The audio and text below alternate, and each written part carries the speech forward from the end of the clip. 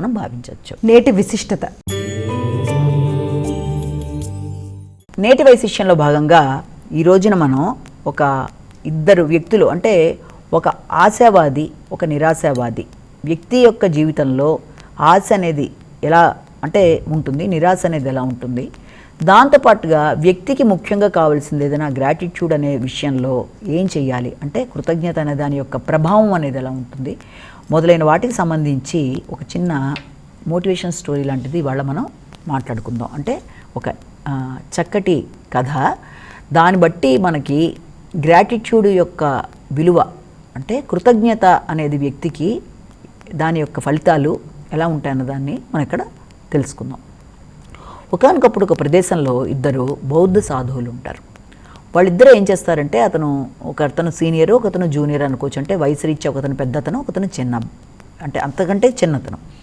వీళ్ళిద్దరూ కలిసి ఒక దూర ప్రదేశంలో ఓ చిన్న కుటీరంలా వేసుకొని అక్కడ ఇక్కడ తిరుగుతూ భిక్ష తెచ్చుకొని దాని ప్రకారం వాళ్ళ జీవనాన్ని సాగిస్తూ వాళ్ళు అక్కడ మెడిటేషన్ చేసుకుంటూ అలా తిరుగుతూ వాళ్ళు జీవనాన్ని గడుపుతూ ఉంటారు.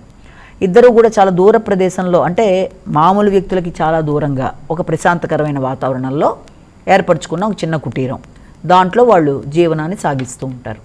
అయితే ఇలా జీవనాన్ని సాగిస్తున్నప్పుడు వాళ్ళు ఏమనుకుంటారంటే, మనం కొన్నాళ్ల పాటు ఏదైనా దగ్గరగా ఉండే ప్రదేశాలైనా తీర్థయాత్రలైనా చేద్దామా, ఎప్పుడు ఇక్కడే ఉంటున్నాం కదా, కొంచెం దూరంగా వెళ్ళి అన్నీ చూసి మళ్ళీ వచ్చేద్దామని చెప్పి అనుకుంటారు. తీర్థయాత్రలు లాంటివి చేద్దామని వాళ్ళ ఉద్దేశం.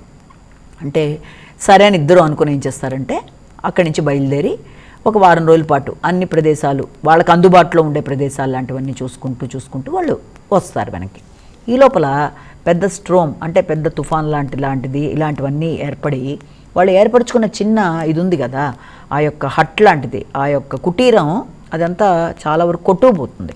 అది అలా అయిపోయి వాళ్ళు వచ్చేప్పటికి అక్కడేం మిగలదనమాట. చాలా వరకు దాదాపు ఒక 80% దాకా అంతా కూడా కూలిపోయినట్టు అయిపోయి, అది లేకపోవడం వల్ల అది చూడంగానే ఈ జూనియర్, అంటే అతను వయసులో చిన్నగా ఉండే ఆ సాధువు ఏం చేస్తాడంటే, అయ్యో ఇలా అయిపోయిందేంటి భగవంతుడా అని భగవంతుడి మీద కోపగించుకొని, భగవంతుడి మీద కొంత అంటే కొంత కోపంగా మాట్లాడినట్టుగా మాట్లాడుతూ, నాకు నిలువు నీళ్ళు లేకుండా చేశావు, ఇదేంటి మేము ఏర్పరచుకున్న దాన్ని ఇలా చేసేసావు, మాకు ఇలాగా ఉంది, మేము ఎక్కడ మెడిటేషన్ చేసుకుంటాము, మా పరిస్థితి ఏంటి, మాకు వెళ్ళొచ్చే లోపల ఇలా చేసేసావు, ఇది బాగోలేదని చెప్పి అబ్బాయి చాలా బాధపడుతూ దుఃఖపడుతూ భగవంతుడు కూడా తిట్టేసుకుంటున్నట్టుగా చేస్తూ బాధపడతాడు. అయితే అలా చేస్తూ ఏం చేస్తాడంటే, తనతో పాటు ఉన్న పెద్ద సాధువు కూడా ఉన్నాడు కదా, ఆయన కూడా ఇదే రకంగా ఉండుంటాడు ఖచ్చితంగా అనుకుని ఆయన వైపు తిరిగి చూస్తే ఆయన ఏం చేస్తూ ఉంటాడంటే, భగవంతుడికి నమస్కారం పెడుతూ, భగవంతుడా నీ కృతజ్ఞతలు, నువ్వు కనీసం కొంచెం ప్రదేశాన్ని మాకు ఉంచావు, నీ వల్ల మేము ఇంకా ఈ రూపంలో ఈ రోజున నిలబడున్నాం అనగానే ఇతనికి షాక్ అవుతాడనమాట చిన్న సాధువు. అదేంటి మనం ఇన్ని రకాలుగా ఇబ్బంది పడుతుంటే ఈయన అలా మాట్లాడుతున్నాడేంటి, సాధువు ఇలా వచ్చి భగవంతుడికి కృతజ్ఞతలు అంటాడేంటి, అది ఉందన్నట్టుగా మాట్లాడతాడేంటి, ఆయన అంతా కొట్టుకుపోయి 80% మనం ఇలా ఉన్నాం, లోపల ఉండే ప్రదేశం కూడా లేదని బాధపడుతుంటే అంటే అప్పుడు ఆయన అంటాడనమాట, ఎప్పుడు కూడా నువ్వు ఒకటి గుర్తుపెట్టుకో, ఇప్పుడు మనది కూలిపోయిందన్నమాట నిజమే, కానీ అందులో 80% దాకా పోయింది, కానీ ఇంకా 20% ఉంది కదా, మనం అక్కడ అందులో అయినా మనం కొంత ఉండగలం కదా కొంచెం ప్రదేశంలో. అలాగే మెడిటేషన్ చేసుకోవడానికి లేదంటావా, మెడిటేషన్ చేసుకోవడానికంటే మొన్నటిదాకా ఆ ఉన్న కుటీరం లోపల కూర్చొని మనం చేసుకున్నాము, ఇప్పుడు మనం బయట ఓపెన్ ఎయిర్లో చేసుకుంటాం కాబట్టి పైన మనకి ఆ యొక్క మెడిటేషన్ చేసుకునేటప్పుడు చక్కగా చుక్కలు కనబడుతూ ఉంటాయి, చక్కగా స్టార్స్ అన్నీ కనబడుతూ ఉంటాయి, కాబట్టి దాని కింద మనం ప్రశాంతంగా కూడా మనం చేసుకోవచ్చు. మొన్నటిదాకా మనం మన యొక్క శారీరక శ్రమ మనం చేయలేదు, ఇప్పుడు మనం ఏం చేస్తామంటే మన శారీరక శ్రమ చేసి చక్కగా మరొక కుటీరాన్ని నిర్మించుకోవడానికి కూడా అవకాశం ఉంది, కాబట్టి మన మెడిటేషన్కి ఇబ్బంది లేదు, మనం ఉండడానికి ఎంతో కొంత చిన్న ముక్క అయినా ఉంది, అలాగే దాంతోపాటుగా మనం మన శారీరక శ్రమతో ఒకటి మనం ఏర్పరచుకుంటాము. కాబట్టి ఎప్పుడూ కూడా వ్యక్తికి కావాల్సింది ఏంటంటే, ఉన్న దాంట్లో మనం ఆనందాన్ని అనుభవించుకొని దాన్ని ఎలాగన్నా దాన్ని ఉపయోగించుకుంటూ ముందుకు వెళ్ళాలి తప్ప మనం బాధపడితే ప్రయోజనం ఏముంటుంది. కాబట్టి దీన్ని మనం పునరుద్ధరించడానికి ప్రయత్నం చేద్దాం అన్నట్టుగా, దానికి ఆ శక్తి ఇచ్చేది భగవంతుడు కాబట్టి ఆయనకి నేను కృతజ్ఞత అనేది తెలిపాను నేను అంటూ ఆయన చెప్తాడు. అంటే ఈ కథ ప్రకారం మనం చూసినట్లయితే ప్రపంచంలో ప్రతి వ్యక్తికి కూడా రెండు రకాలైన పరిస్థితులు ఉంటాయి. ఒకటి, వాళ్ళు ఆశించిన విధంగా పరిస్థితులన్నీ వెళ్ళిపోయి వాళ్ళు ఏదైతే ఆశిస్తున్నారో అది లభ్యమైనప్పుడు లభించే ఆనందం ఒకటి. అంటే ఏ రకమైన సమస్యలు లేకుండా ముందుకు వెళ్ళిపోతున్నప్పుడు ఆటోమేటిక్గా కొన్నిసార్లు మనం ఎంత ప్రయత్నం చేసినా మనం ఆశించిన స్థాయిలో కాకుండా మనకి ఆ వేలో ఏదొస్తే దాన్ని తీసుకుని ఆనందపడ్డాం, అంటే మనం పడిన కష్టానికి ఇంతే ప్రాప్తం అన్న అర్థంలో కూడా వస్తుంది. అది ఆ రకంగా వచ్చిన దాన్ని చూసైనా మనం ఆనందపడడం అనేది ఒకటి. ఒకవేళ మనం అలా ఆనందపడకుండా బాధపడినా కూడా అది మార్చేది కాదు. ఎందుకంటే సర్కమ్స్టాన్సెస్ ప్రకృతి విలయతాండవాలు, ప్రకృతిలో జరిగే వాటిని మనం మార్చలేం. మనం మార్చగలిగిన దాంట్లో ఏదైనా మనం మార్చి ఆనందపడగలమేమో అంటే అది వేరు. కానీ మనకి లభించిన దాంట్లోనే మనం ఆనందపడడం అంటే మనం ఆనందపడతామా బాధపడతామా అన్నది మన చేతుల్లోనే ఉంది. ఏ రకంగా ఆనందపడతాం? కష్టపడి దానికి తగినంత ప్రతిఫలం లభించినప్పుడు వ్యక్తి ఆనందపడతాడు, లేదా తనకి ఎంతవరకు వస్తే అంతవరకే ఫోన్లో ఇప్పుడు ఇంతే ప్రాప్తం అనుకున్నప్పుడు కూడా ఆనందపడతాడు. సర్కమ్స్టాన్సెస్ని అంటే చుట్టుపక్కల పరిసరాలను తను బాగు చేయలేడు కాబట్టి, అంటే ఈ రకమైన పరిస్థితులను తను ఏం చేయలేడు కాబట్టి బాధపడుతూ కూర్చున్నా కూడా ఫలితం అనేది ఉండదు, దుఃఖం మాత్రమే మిగులుతుంది. కాబట్టి ఆశతో వ్యక్తి ప్రయత్నాలు చేస్తున్నప్పుడు తను ఆనందంగా ఉండాలి అనేది చాయిస్ తన చేతుల్లోనే ఉంది. బాధపడుతూ ఆ సమస్యను తను ఎలాగూ మార్చలేడు కాబట్టి బాధపడి అలాగే ఉండిపోతాడా, లేకపోతే ఉన్న దాంట్లో పోలేని సంతోషాన్ని వెతుక్కుంటూ ముందుకు పెడతాడా అన్నది కూడా వ్యక్తి చేతుల్లోనే ఉంటుంది. తను మార్చలేడు కాబట్టి మార్చగలిగిన దాన్ని కనుక అయితే తప్పనిసరిగా తను కష్టపడి మార్చుకొని ముందుకు వెళ్ళొచ్చు.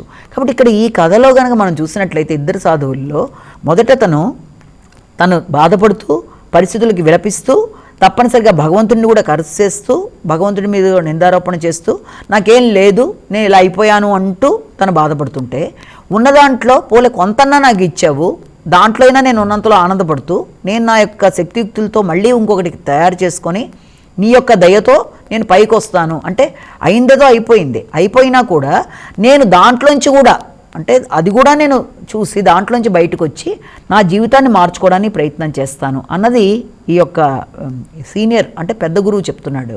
ఈ చిన్న గురువుకి ఏమనిపించింది, లేదు నేను అన్ని విధాలా నా జీవితంలో అయిపోయింది కాబట్టి. అంటే అక్కడ మనం నేర్చుకోవాల్సింది ఏంటంటే నిజ జీవితంలో కూడా దీన్ని కనుక అన్వయించుకుంటే చాలామంది వాళ్ళకి జీవితంలో ఎదుగుదలకి కొన్ని ఆటంకాలు లాంటివి ఏర్పడుతున్నాయి కాబట్టి మనం ఇక్కడితో ఈ పని ఆపేద్దాం, దాంట్లో ఆనందం లేదు, బాధపడుతూనే వెళ్ళిపోతాం అనుకుంటారు. కానీ అది కరెక్ట్ కాదు. మనం పడిన శ్రమకి తగిన గుర్తింపు అనేది కానీ దానికి తగినంత విలువ కానీ లభించినప్పుడు ఏ వ్యక్తికైనా ఆనందం అనేది సహజంగా ఉంటుంది. కానీ కొన్నిసార్లు మనం ఆశించినట్టే రాదు. అంటే నువ్వు ఎంత కష్టపడి ఒక గోల్డ్ మెడల్ కోసం నువ్వు ప్రయత్నం చేస్తే అది ఫస్ట్ కాకుండా సెకండ్ వస్తే ఈసారికి ఇలా వచ్చింది, కానీ ఎలాగైనా మళ్ళీ కష్టపడి మనం ముందుకెళ్ళాలి అనుకున్న విధానం అనేది ఒకటైతే ఇక నా లైఫ్ అయిపోయింది ఇంతే అని చెప్పి వెనకడుగు వేయకూడదు. ఎప్పుడు కూడా ఉన్న దాంట్లో సంతృప్తి చెందే పరిస్థితి అనేది కూడా, అంటే బాధపడద్దు. సంతోషం అనేది వచ్చిన దాంతో కూడా సంతృప్తి చెందుతూ నీ మనసుని బాధ పెట్టుకోవడం బట్టి పరిస్థితులు అయితే మారవు. కాబట్టి మనసుని కష్టపెట్టుకోకుండా దుఃఖపడకుండా వచ్చిన దాంట్లో ఆనందాన్నే వెతుక్కునే పరిస్థితులు కనుక చేసిన వ్యక్తికి ఆరోగ్యపరంగా మానసికంగా డిప్రెషన్ అనేది లేకుండా అన్ని విధాల అనుకూలత ఏర్పడుతుంది. కాబట్టి దీని ప్రకారం మనం తెలుసుకోవాల్సింది ఏంటంటే కృతజ్ఞత అనేది వ్యక్తికి ఉన్నప్పుడు ఎంత లభిస్తే ఓహో నాకు ఇంతవరకు ప్రాప్తం కాబట్టి నాకు లభించింది, దీని ప్రకారం దీంట్లో నేను బాధను పెట్టుకుని నా మనసును కష్టపెట్టుకోకూడదు, ఖచ్చితంగా నేను ఇంకొకసారి అయినా సరే విజయాన్ని నేను సాధిస్తా, ప్రస్తుతం నేను దాని డిప్రెషన్లోకి నేను వెళ్ళకూడదన్న విధానాన్ని మనకి ఈ పెద్ద సాధువు ద్వారా మనం తెలుసుకుంది ఏంటంటే, భగవంతుడా నాకు అవకాశం ఇచ్చావు, ఇల్లు కట్టుకునే అవకాశం ఇచ్చావు, నాకు మెడిటేషన్ చేసుకునే అవకాశం ఇచ్చావు, కాబట్టి తప్పనిసరిగా దీన్ని నేను ఉపయోగించుకొని ముందుకెడతాను, కనీసం ఇదన్నా మిగిలింది అనే పద్ధతి ఆయన చూపించాడు. అది ఆశావాదం అయితే నిరాశావాదంగా చిన్న గురువు ఆయన చూసి తను కూడా కొంత ఇదవుతాడు. కాబట్టి ప్రతి వ్యక్తి జీవితంలో ఎలాంటి పరిస్థితులు ఎదురైనా డిప్రెషన్లోకి వెళ్ళిపోయి లేకపోతే ఇంతే అనేసుకొని బాధపడకుండా దాన్ని ఇంకా చక్కగా ఎలా మార్చుకోగలడు, ఇంకా చక్కగా ఎలా ఎదగగలడు, ఉన్న దాంట్లో తన ఆనందాన్ని వెతుక్కుంటూ బాధని దూరంగా ఎలా పెట్టాలన్నది చేసుకుంటూ పెడితే సారో అనేది బాధ అనేది చాలా వరకు వ్యక్తిని ఆక్రమించి మానసికంగా కుంగదీయదు అన్న విషయాన్ని మనం గమనించాలి. నమస్కారం. ఇది ఈనాటి మన శుభదినం కార్యక్రమం. మరో కార్యక్రమంతో మళ్ళీ కలుసుకుందాం. అంతవరకు సెలవు. నమస్కారం.